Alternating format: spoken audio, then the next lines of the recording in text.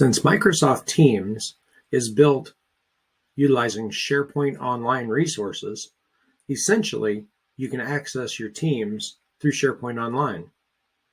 To do that, if you want to access your files that way, go to Files. And inside of Files, you have the ability to open this file in SharePoint, or you also have the ability to open the entire site in SharePoint. It's going to open up SharePoint for that site, and you can see the files that are in there.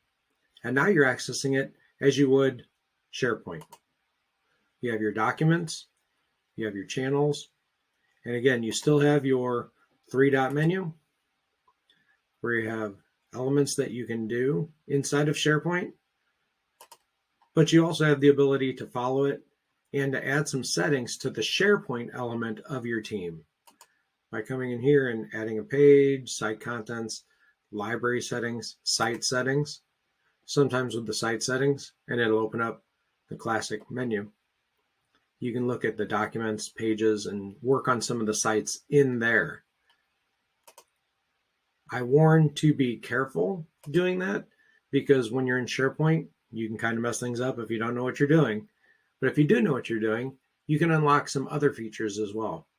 But again, you could open in SharePoint in this manner, and it'll do the same. It'll go to that SharePoint site and pull that document up as you had it, along with how to access it using the SharePoint, because I can open it in browser, app, and now Immersive Reader becomes available because it's outside of Teams.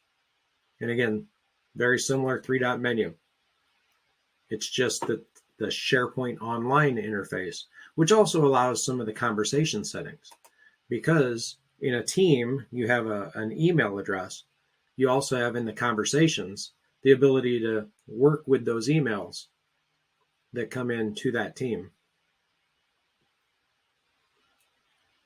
And now if somebody were to email the team, you'd be able to see those emails in this manner as well, besides as a distribution list. So that's where the conversations comes in.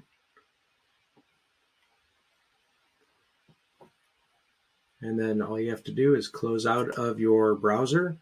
Teams is still there, as well as your documents.